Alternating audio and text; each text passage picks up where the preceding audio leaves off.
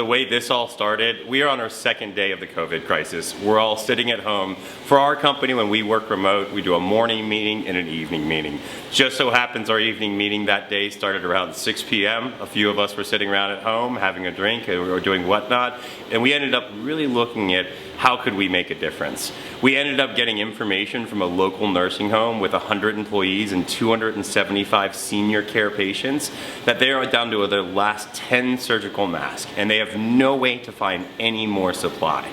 Given that type of situation, we took it upon ourselves. We had a good time, we all stayed up all night, and by 2 or 3 in the morning, we ended up working through about 15 different open source models to create our own design that would both ergonomically fit folks as well as to be reusable.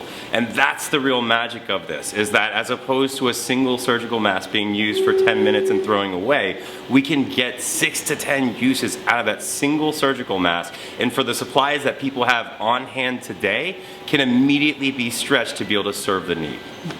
And what we came up with was a simple mask right here.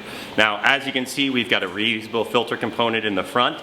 They can be removed via the back of the mask. It's more form-fitting than a traditional surgical mask, so for those frontline positions that need a surgical mask, it's much more effective. As you can see, there's very little clearance between the side of my face and the actual sides of the mask, which when combined with a small elastic cord allow this to be secured to your head and provides a greater amount of protection than a standard surgical mask.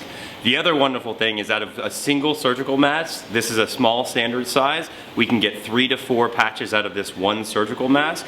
On a standard surgical mask, we can get an entire 6 to 10. And so again, it's about stretching our supplies from 1 to 10.